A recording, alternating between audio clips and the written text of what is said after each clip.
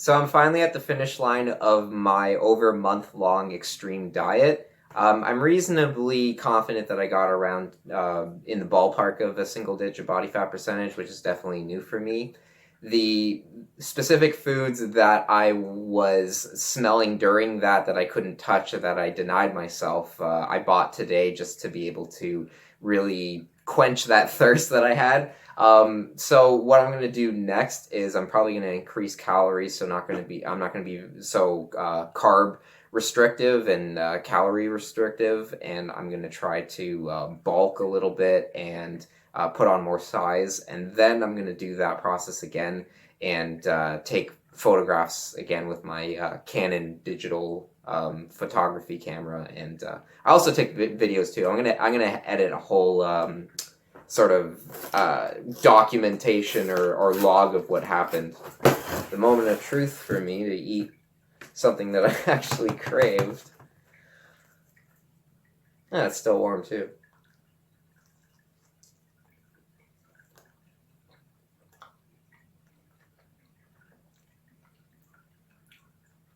It's cool because when you diet down, or if you deny a lot of really strong and tasty foods, you can really taste a lot of more flavors and things that aren't really flavorful, because I was tasting a lot more flavor in my raw broccoli that I was eating. So that was definitely a really cool thing. So I really do want to do this again and then have this moment where I get to feast again, because I like that cycle.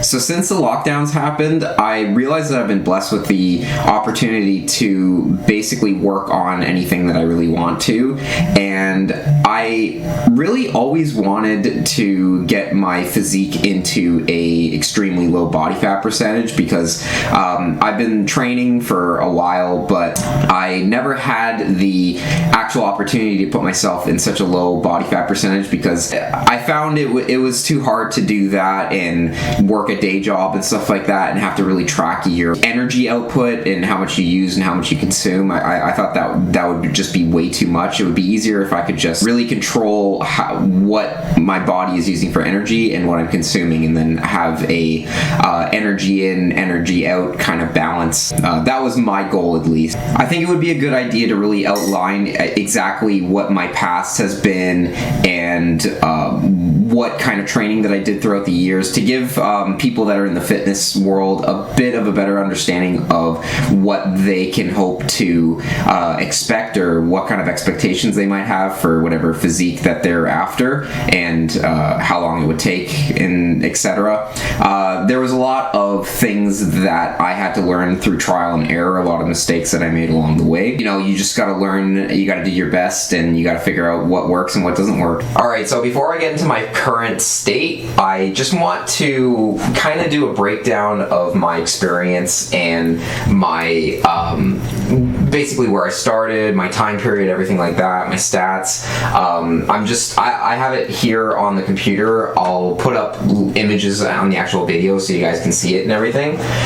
So I just want to kind of go through my past. So I started lifting at the end of 2013, so it was in September 2013, and I was 20 years old. So in the beginning I had the typical just slender frame. I don't really see any type of genetic, I guess, signals that I would be good at building muscle or good at building a physique of some sort.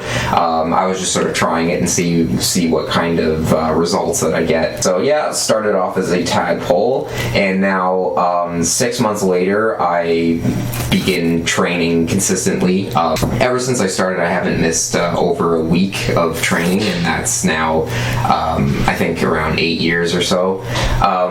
So this was 6 months after, and I definitely put on some size, definitely a lot of fat too, because basically what happened was that I dirty bulked, so I put on a lot of size, and I actually had people in my gym accuse me of being on steroids, or they were basically saying that they were rumoring with each other, I guess, that I was on stuff, but they don't really understand newbie gains. So so it was pretty decent. I don't really like the amount of fat that I put on, to be honest. If there was a way that I could have put on that much muscle mass without having to put on that much fat, I probably would have done that instead. But beginner mistakes. What can you do? Fast forward about maybe another 6 months, put on more size, maybe lost a little body fat. I'm not terribly sure. I think I'm around 170 in this time period. That was still from the dirty bulking and just eating whatever,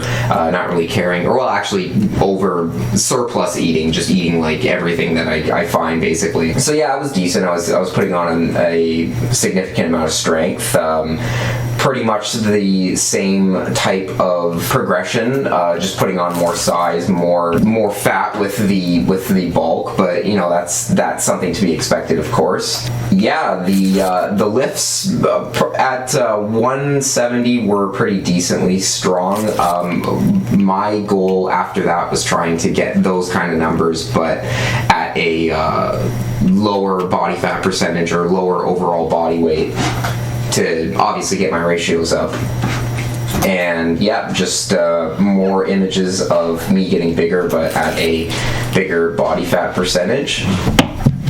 So that's pretty much the background history. Now I want to fast forward to where I was just before I started my cut, and the condition was pretty lean still.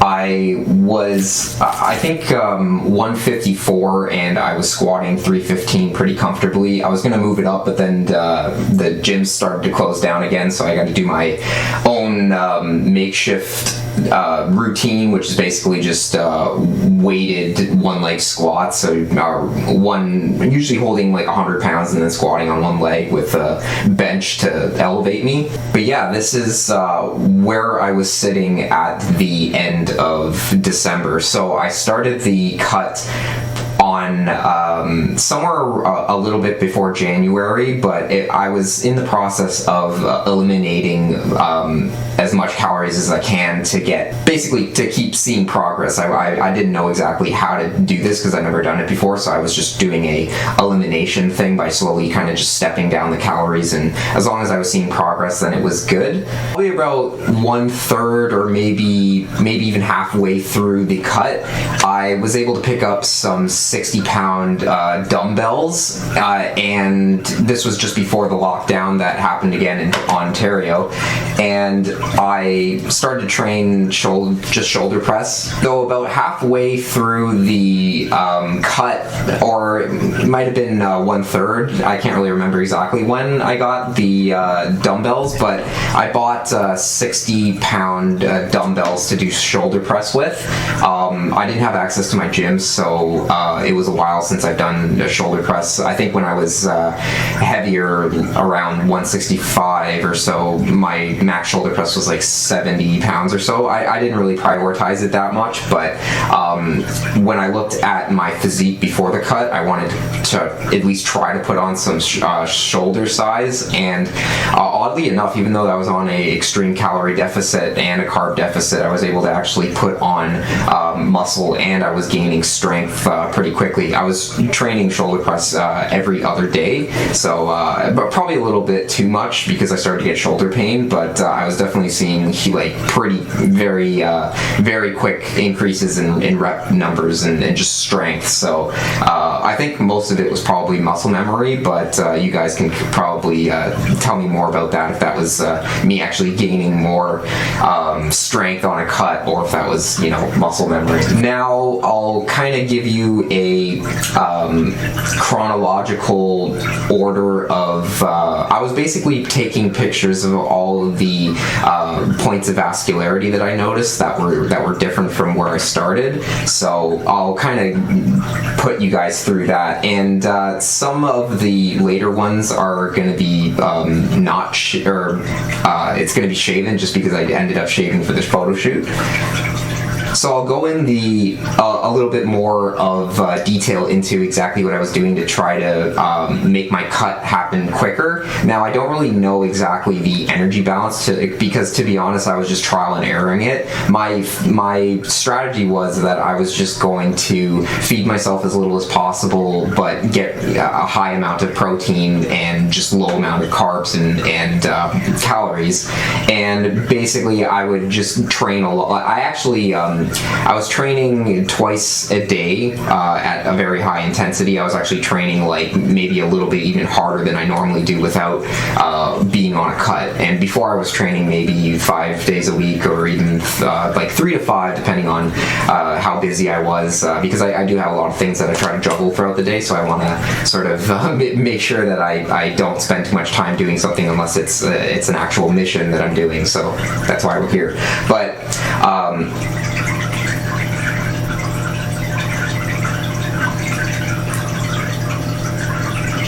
so I wasn't really noticing any strength decreases, even though that I was dropping body fat very rapidly. I was actually gaining strength. I was gaining strength in my one leg squat. I was gaining strength in my shoulder press. A bunch of numbers were going up, so that was really amazing, and I could kind of see it in my physique. And it was hard to really tell if it was actually growth or if it was the effect of me cutting. Probably a little bit of a combination. So by the halfway point, my diet was pretty consistent. It was first, I'm just gonna outline kind of in point form, but it's not. I didn't necessarily eat it in this order. It's just what I'm gonna list out. So I was weighing out a total of around 310 to 315 grams of chicken breast,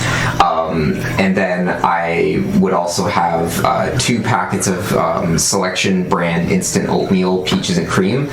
I would also have very low fat homemade chili that my mom made. So she would make like a big stock for me, so I had a lot in the freezer to sort of use as my portioning, I guess. So that was made out of like extra lean beef and red kidney beans, the really basics. It was very low in fat and stuff, but it was still good for what I needed. So I had 2 of those that were the size of like a small Wendy's chili, and then on top of that dietary list was also 3 or 4 Baby Bell Light, so they're like 45 calories, so they're a little bit less fat than the traditional or the original Baby Bells. So I would have 3 or 4 depending on how hungry I was, pretty much, because I was always hungry basically. It was a controlled starvation diet, clearly. Yeah, so we were at the 3 Baby Bells, and then I also would have what else would I? Oh yeah, so I would have 5 coffees, and each coffee had a splash of 2% milk and a little less than an ounce of Irish cream. I forget what brand I use, but so I would make sure that it was like just a little bit under an ounce, and then so I would usually have around 5 throughout the day, and I would kind of sip on that to suppress my appetite. And then the last thing that I would have was usually a bowl or 2 of raw broccoli. So I believe that's all.